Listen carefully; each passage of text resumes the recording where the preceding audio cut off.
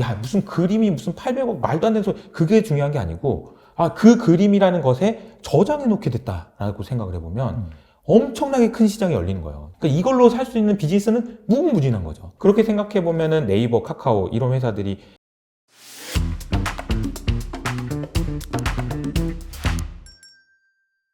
자, 그리고 이제 시장 상황에 대해서 좀 여쭙고자 합니다. 일단 국내 시장 관련 이슈인데요. 최근에 제가 이제 외국계 증권사 리포트에서 요약된 그런 부분을 살펴봤는데, UBS 증권사에서 코스피 목표치를 3,300포인트에서 3,200포인트로 하향 조정을 했습니다.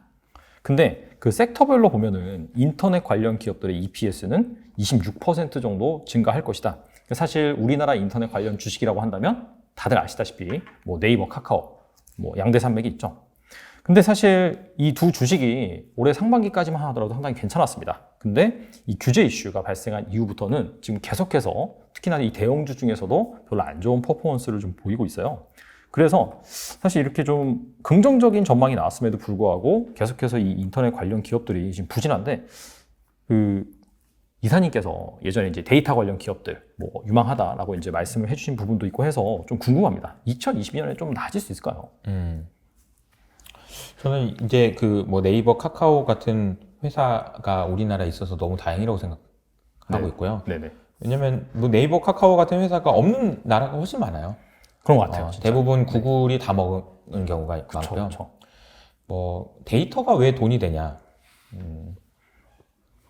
그게 좀 사실은 이제 뭐 기사나 막 이런 데 보면은 옛날에는 원유지만 지금은 데이터다 뭐 이런 얘기도 많이 하고 많이 그렇잖아요. 하죠. 네. 도대체 데이터가 왜 돈이 되는지를 아시는 분들이 이렇게 정확히 아시는 분이 많지는 않은 것 같아요. 그러니까 그 데이터를 이용해서 광고를 하려고 그러나? 뭘 할 수 있는 거지? 막 이런 정도의 느낌? 막 그런 정도인데, 사실 그 데이터를 어떻게 활용을 할 수 있느냐, 그리고 데이터를 활용할 수 있는 기술을 가지고 있는 회사들, 이런 회사들이 저는 되게 좋다라고 생각해요, 장기적으로. 왜 그러냐면은, 저는 지금 우리가 보고 있는 경제가 무형의 경제라고 생각하거든요. 무형 자산에 대한 투자가 집중적으로 일어나고 있는 세상이라고 생각합니다. 네네. 유형 자산에 대한 투자보다는 무형 자산에 대한 투자가 훨씬 더 많이 진행되고 있어요. 그러니까 뭐 많은 기업들이 그렇습니다. 실제로도 그렇고, 그런데 무형 자산이 가진 특징들이 있어요. 크게 세 가지가 있는데, 첫 번째는 뭐냐면은 이 무형 자산은 거래가 안 됩니다. 네. 왜 거래가 안 되냐면, 예를 들어볼까요? 애플이 가지고 있는 무형 자산은 언제 거래될까? 둘 중에 하나죠. 애플이 망하거나 아니면 애플이 M&A 되거나. 그렇죠. 네. M&A 된다고 하면은 엄청 프리미엄을 줘야 될 거고, 망하면은 빵원이 되겠죠. 네. 그러니까 거래가 안 돼요. 그러니까 뭐가 안 되냐면 평가가 안 되죠.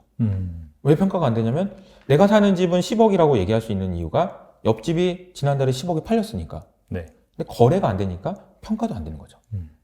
그러면 뭐가 문제가 되냐면 담보로 잡을 수가 없습니다.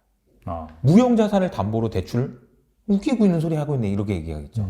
은행에 내가 가지고 있는 무형 자산을 들고 가봐야 담보로 인정 안 해주기 때문에 대출 안 해줍니다. 네. 달란트 투자 네네. 유튜브 채널 무형 자산입니다. 이거 은행 가져가죠. 이거 담보로 대출해주세요.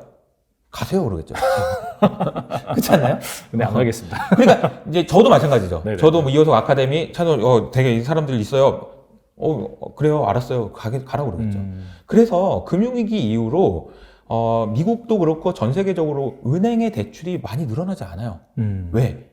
무형 자산 투자만 하니까. 유형 자산 투자는 없어요. 왜? 어차피 돈이 안 되니까. 그러니까 은행의 대출은 늘어나지 않았습니다. 그런데 뭐가 늘어났죠? VC의 투자는 급증했죠. 손정희 회장만 무형 자산에 투자할 수 있었던 거예요. 그리고 그 밑에 따라가는 수많은 그 벤처 캐피탈들이 무형 자산이라고 하는 소위 유니콘 기업이라고 하는데 투자하는 건 다 뭡니까? 유니콘 기업들이 무슨 뭐 빌딩이 많아요? 뭐가 많아요? 다 무형 자산이에요. 무형 자산 투자를 하고 있다는 거죠. 네네. 그게 대표적인 게 디지털 에셋인 거죠. 디지털 컨텐츠고. 네네. 그 컨텐츠를 팔아가지고 돈을 벌려고 하는 것이 저희가 지식 산업이고 그런 거잖아요. 근데 이제 제가 말씀드렸던 이 세 가지 문제를 해결하는데 엄청난 그 기술이 나왔는데 그게 바로 NFT 기술인 거죠. 네네. NFT 기술을 통해서 제가 거래가 안 된다고 했잖아요. 네네. 거래가 안 되는 이유는 뭐냐면 소유권이 증명이 안 되죠. 내가 무형 자산이지만 네가 가지고 있는 디지털 컨텐츠 전부 복사해서 다 하나 가졌는데 근데 그게 아니고 NFT를 통해서 등기 번호를 주니까 이건 네 거네. 어쨌든 거래를 할 수 있게 만들어준 거예요. 그렇죠. 네. 거래가 되면 평가가 됩니다. 평가가 되면 담보로 인정받을 수 있어요. 그러니까 NFT화해서 어떤 디지털 자산을 NFT화해서 담보 가치화해서 그걸 가지고 대출을 해줄 수도 있고 이거 가지고 수많은 금융이 일어날 수 있습니다. 어마어마한 일인 거예요. 네네. 자, 그러면은 제가 이제 드리는 말씀 여러 가지 말씀 많이 드리지만 이걸 매크로 관점에서 이해를 해보면요. 제가 되게 중요하게 생각하는 게 몇 가지가 있는데 첫 번째는 우리가 지금 얘기 엄청 많이 하는 것 중에 하나가 뭐 연준에서 돈을 너무 많이 풀어가지고 유동성이 너무 넘쳐난다 이러니 얼마나 넘쳐나니? 그러면 아야 몰라 아무튼 엄청 늘어나 이렇게 얘기하잖아요. 근데 엄청 늘어나는 걸 제가 이제 어떤 식으로 설명을 드리냐면 작년에 이제 그 4월 달에 유가가 마이너스 갔었잖아요. 그렇죠. 순식간. 근데 그 유가가 마이너스 간다는 얘기는 어떤 얘기냐면은 주유소에 갔더니 주유소 아저씨가 저한테 이수석 씨 제 기름 좀 줄 테니까 돈 좀 받아가요 이런 거잖아요. 그렇죠. 말도 안 되는 일이잖아요. 근데 만약에 그런 일들이 일어났다면 왜 그럴까요? 주유소는 미쳤다고 왜 그럴까요? 저장해 놓을 데가 없는 겁니다. 네네네. 주유소 통이 가득 차가지고 기름이 넘쳐나는 거야. 그러니까 이 기름 좀 가져가지고 내가 돈이라도 줄 테니까. 네네. 그런 현상이 짧지만 있었다는 거죠. 네네. 그러면 마이너스 가격이 나타나는 일들이 나타나는 거는 뭐냐면은 저장 공간이 없다는 거다. 그러면은 마이너스 금리는 어떻게 되냐? 마이너스 금리로 거래되고 있는 채권은 어떻게 해석해야 되냐? 저장해 놓을 데가 없는 거예요. 유동성이 너무 많이 풀려서 채권이라는 그릇에다가 저장을 해놓는 걸 투자라고 한다면 채권이라는 그릇에 담았는데 넘친 거예요. 그러니까 마이너스 금리인데도 불구하고 돈을 거기다 넣는 거예요. 그만큼 풀렸다는 거죠. 네네. 자, 그릇이라고 제가 표현했잖아요. 우리가 투자를 한다라고 보면 주식 투자 그러면은 주식을 뭔가 사가지고 투자하고 그런 거지만 다른 표현을 하면은 삼성전자 주식 한 개에다가 여러분의 돈을 저장해 놓는 거라고 생각할 수 있습니다. 이 저장이라는 표현도 가능해요. 그렇잖아요. 네네. 저장해 놓을 데가 없다는 거예요. 근데 제가 말씀드렸던 이 NFT 기술을 통해서 무형 자산이 거래되기 시작하고 평가되기 시작하고 담보가치 인정을 받아서 금융이 일어난다라고 하면 이거는 여기는 저장해 놓을 공간이 생기는 거죠. 그러니까 우리가 이런 개념으로 생각을 해보면 야 무슨 그림이 무슨 800억 말도 안 되는 소리 그게 중요한 게 아니고 그 그림이라는 것에 저장해 놓게 됐다라고 생각을 해보면 엄청나게 큰 시장이 열리는 거예요. 지금 우리가 보고 있는 유형자산, 우리가 보고 있는 주식, 그리고 뭐 부동산 등등 네. 이건 다 유형자산이잖아요. 거기보다 훨씬 더 큰 무형자산이 거래될 수 있는 길이 열렸고 기술이 발전됐다. 그러면 이건 엄청난 큰 사건인 거예요. 그러니까 이걸로 살 수 있는 비즈니스는 무궁무진한 거죠.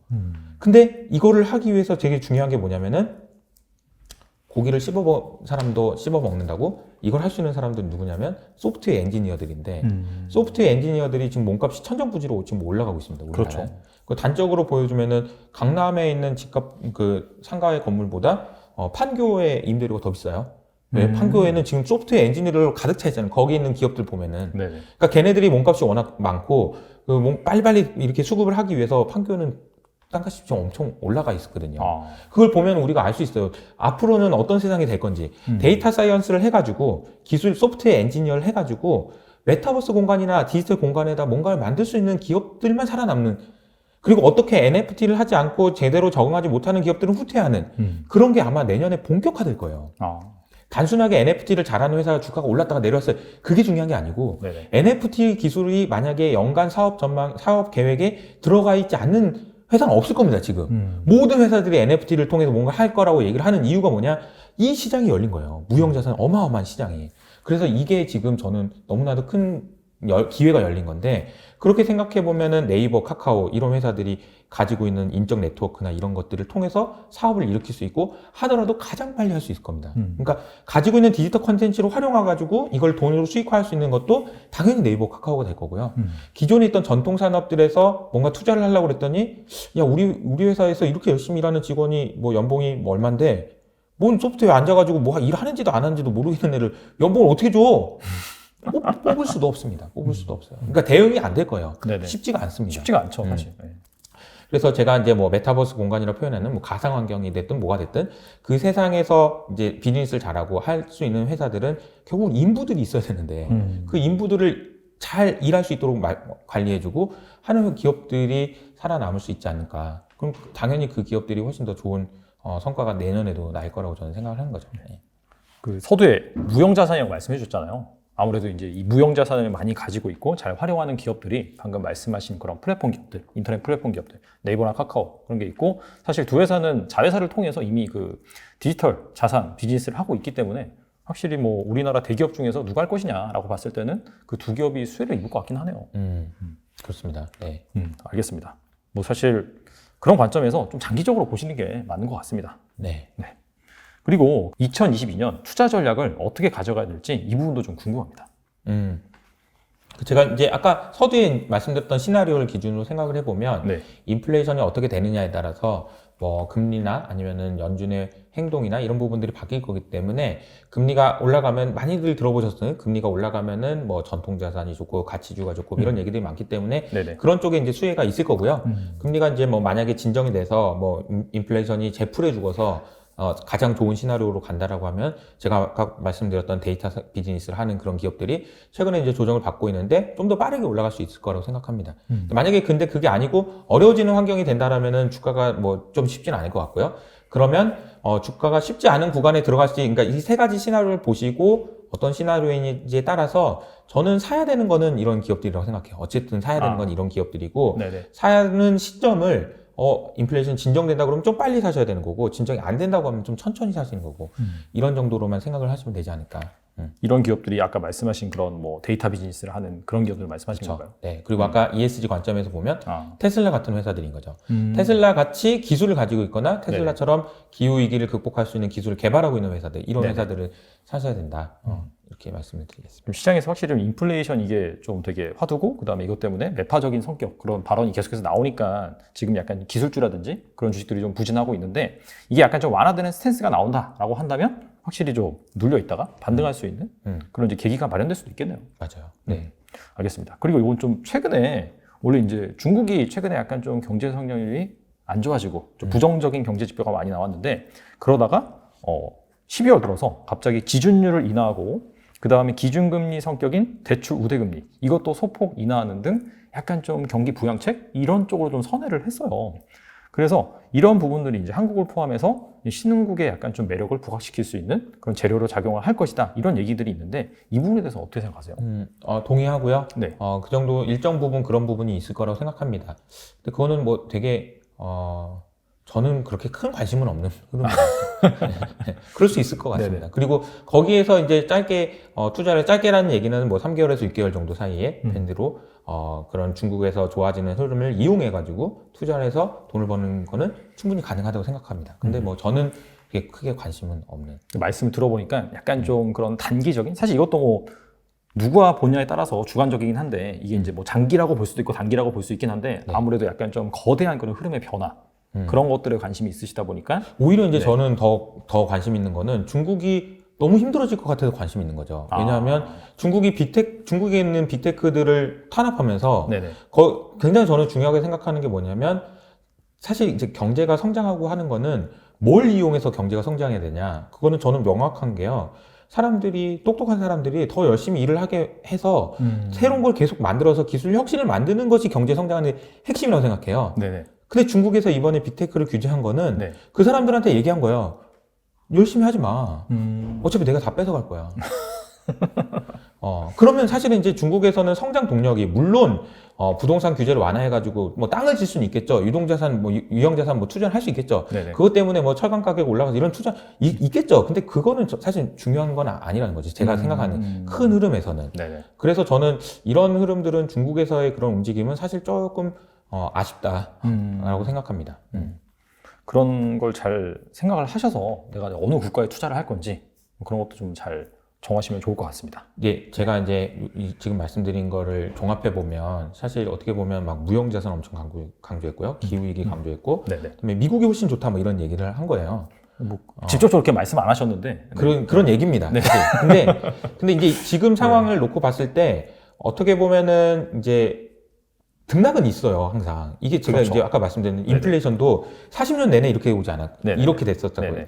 지금도 저는 미국이 더 좋은 환경이 계속 이어질 거라고 보는데, 어떻게 과도하면은 되돌림이 있고 과도하면 되돌림이 있는데, 과도했다가 되돌림이 있다가 과도했다가 되돌림이 있을 때마다 저점이 높아지는지 낮아지는지 보시는 게 되게 중요하지 않나. 그래서 신흥국이 좋아지는 듯 미국이 좋아지는데 알겠어. 미국이 이렇게 좋아질 때도 있고 이렇게 좋아질 때도 있는 거죠. 근데 지나고 나서 그게 한 번 지나고 나서 뭐가 더 좋아졌어?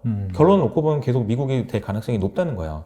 그러니까 그런 작은 파도들이나 이 작은 파도들이라고 얘기하지만 그 작은 파도가 뭐 3개월이 갈지 6개월이 갈지는 모르는 거니까 네네. 그런 사이클들은 이용하시되 제가 오늘 드린 말씀은 진짜 길게 보고 했을 때 그 밑에 관통하는 그런 흐름이라고 저는 말씀을 드릴 수 있을 것 같습니다. 알겠습니다. 네, 오늘 이효석 이사님 모시고 또 전반적으로 여러분들이 궁금해하는 약간 뭐 물가, 기준금리 그러한 이슈와 그 다음에 약간 장기적으로 볼만한 투자 아이디어에 대해서 다뤄봤는데 오늘 말씀해주신 내용을 잘 복기를 하고 또 추가적인 인사이트가 또 필요하시다라고 한다면 최근 출간한 책과 그 다음에 이효석의 아카데미라는 채널을 또 잘 운영하고 계시니까 거기 가서 또 좋은 투자 아이디어 얻으셨으면 좋겠습니다. 네, 오늘 이효석 이사님 나오셔서 감사합니다. 네, 감사합니다.